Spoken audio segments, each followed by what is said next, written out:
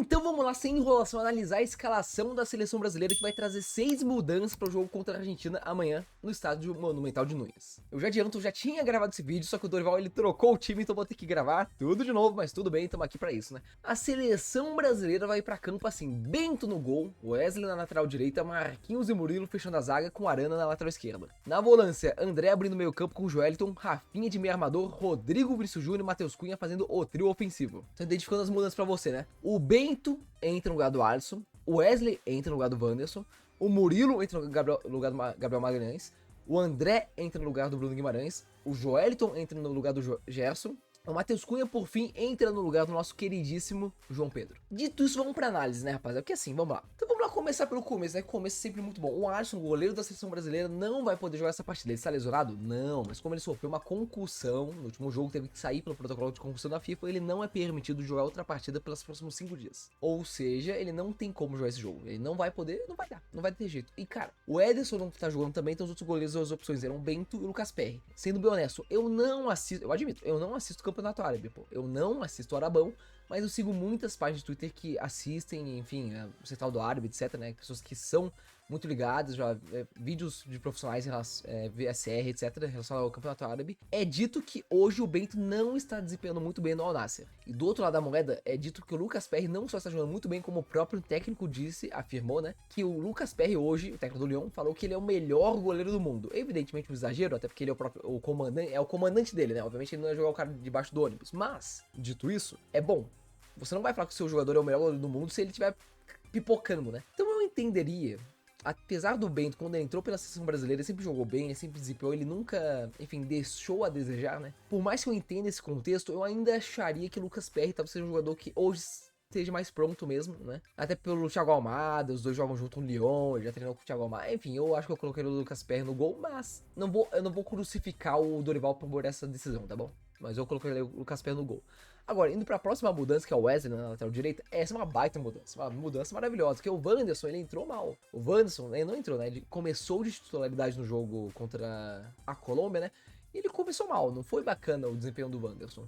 E quando o Wesley entra no campo, ele acerta cruzamento, ele faz corrida ofensiva, ele faz uma jogada de associação com o Savinho na ponta direita maravilhosa. O Wesley deu outra cara pro time. Até o Marquinhos falou na entrevista que como a entrada do Wesley, do Matheus Cunha, do Savinho, tipo, mudaram o jogo da seleção brasileira, né? Então eu acho que a titularidade do Wesley é nada mais, nada menos que, enfim, é muito compreensível e eu digo que é natural. É algo que iria acontecer, ele desempenhou. Por favor que isso seja certo, tá? Por favor que isso seja certo. Mas talvez nós tenhamos achado um prospecto de lateral direito bom. Um cara bom. Espero que o Wesley seja jogador, mas assim, pela história de vida dele, pelo que desempenhou, a titularidade contra a Argentina é nada mais, nada menos que merecida. Esse é o termo. Continuando na seleção, Marquinhos, tudo bem? Jogador regular. Contra a Argentina, jogo pegado.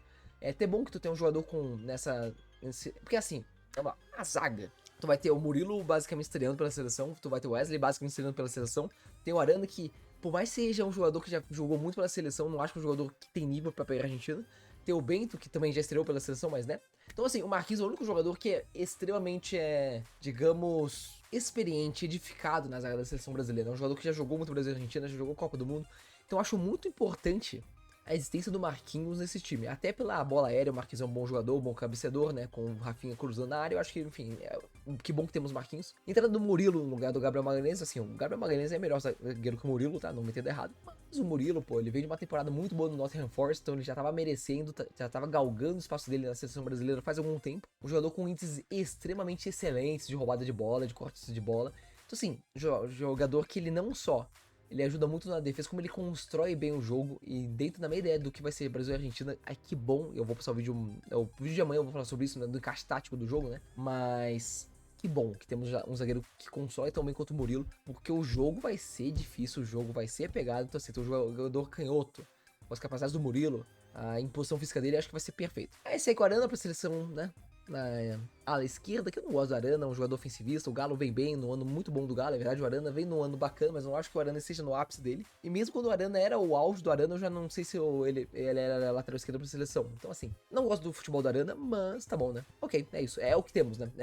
Pô, ele é melhor que o Alexandre que tá convocado? Acho que sim. Até faria um caso pelo Alexandre, pelo fato de ser um jogo pegado, um jogo difícil contra a Argentina, ele ter mais cancha pela seleção, ter mais rodagem. Mas tá bom, que vai o Arana. Eu preferi o Caio Henrique, mas né, já que ele não tá convocado, então não tem muito o que fazer. pensando na dupla de volantes, né? O André ele entrou muito bem no último jogo. Enfim, tá substituindo o Bruno Guimarães, que também jogou bem, assim, não jogou mal, mas o André, a gente sabe quem que é o André, né? Um jogador de uma capacidade de passe, uma capacidade de ser criativo, passes verticais progressivos pra frente, né? O André é um jogador muito bom. Gosto do André.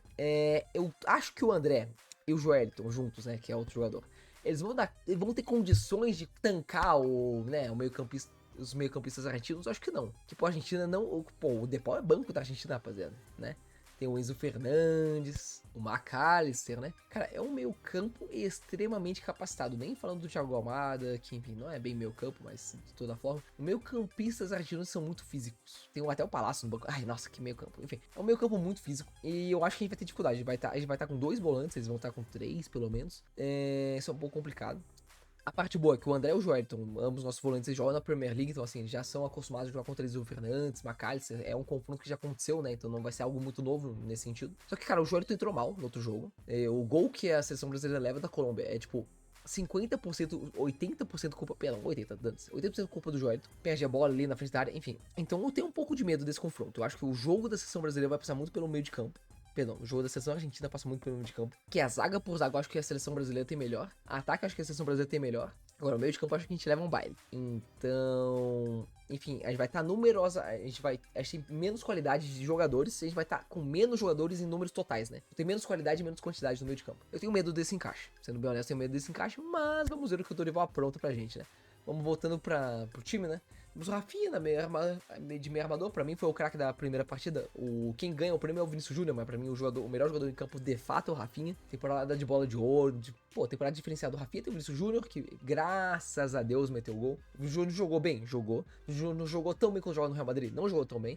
Contra a Colômbia, ele faz o gol decisivo, é verdade, mas é uma bola desviada, então assim. Mas ele tem o mérito de chutar, né? O Vinícius Júnior tem o mérito de pegar, chutar. É gol e é isso. Eu espero muito que seja o gol que dê a confiança que o Vinícius Júnior precisa pra desempenhar na seleção brasileira. Que se a gente conseguir o Vinícius Júnior e o Rafinha jogando na seleção que eles jogam em Barcelona e Real Madrid, pode ter os 2 melhores do mundo, rapaziada. Pô, a seleção brasileira automaticamente vira o quê? Vira candidatíssima a título de Copa do Mundo. Então, assim, espero o Vinícius Júnior que você destrua a Argentina, cara. Se Deus quiser. Aí também tem o Rodrigo. O Rodrigo, pô, não me anima tanto. Ele não vem bem pela seleção brasileira faz algum tempo. Eu até hoje acho que eu prefiro o Savino no lugar do Rodrigo, mas entendo, Entendo que é difícil tirar o Rodrigo, um jogador tão gabaritado contra ele, um jogador tão decisivo, até o camisa 10 dessa seleção, né? É difícil tirar o Rodrigo, mas eu começaria a pensar com carinho, de não ter o Rodrigo titular na seleção, de verdade. Enfim, e além disso, por último, temos o Matheus Cunha, que é essa diferença, porque no vídeo que eu tinha gravado, tava falando que o Savinho ia ser titular, então a gente ia ter tipo um quarteto ofensivo muito móvel. Hoje tem um homem de referência, o Matheus Cunha, né? Eu prefiro, acho que o Matheus Cunha entrou bem no primeiro jogo, eu prefiro ter um homem de referência que nem ele, só que tem que ser dito, o Matheus Cunha é 10, ele não é camisa 9. Hoje, no Wolverhampton, no time que joga na Premier League, ele não é camisa 9, rapaziada, ele é camisa 10. Então qual que é o encaixe disso, né? Eu não sei,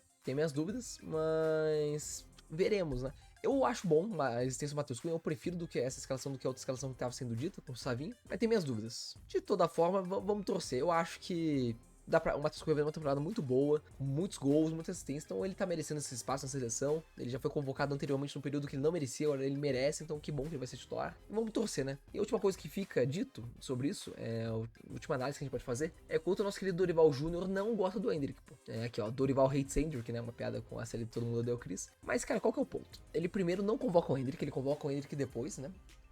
Quando abre espaço na convocação, no lugar do Neymar. E assim, você usa o João Pedro no primeiro jogo, que é um centroavante de fato, certo? Beleza, até aí tudo bem. Então, a partir do momento que você não tem o João Pedro, ou seja, você vai tirar o centroavante e colocar o quem? O Matheus Cunha aqui, beleza, entrou bem. Já foi centroavante, mas hoje ele é camisa 10. Então, o que é o centroavante mesmo, reserva dessa seleção? O Endrick. Então, assim, o Endrick não joga pelo Dorival.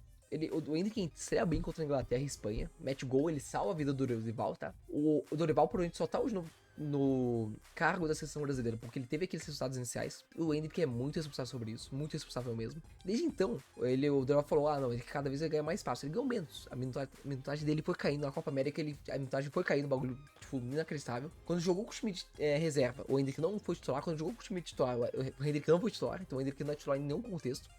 Ele entra em campo faltando 2 minutos, 3 minutos, não faz sentido. Então fica aí, eu acho que seria muito mais fácil o Dorival só aceitasse, tipo, batesse no peito, pô, eu não acho que ele que tá pronto e não convocasse ele, certo? Se tu não acha que o cara tá pronto, tu não convoca ele. Aí você se poupa e poupa o jogador, né, da exposição negativa. Enfim, essa é só minha opiniãozinha sobre Hendrick rapidinho, né? De toda forma, espero que você tenha gostado do vídeo. Se você assistiu até aqui, deixa o like, se inscreva no canal que ajuda demais.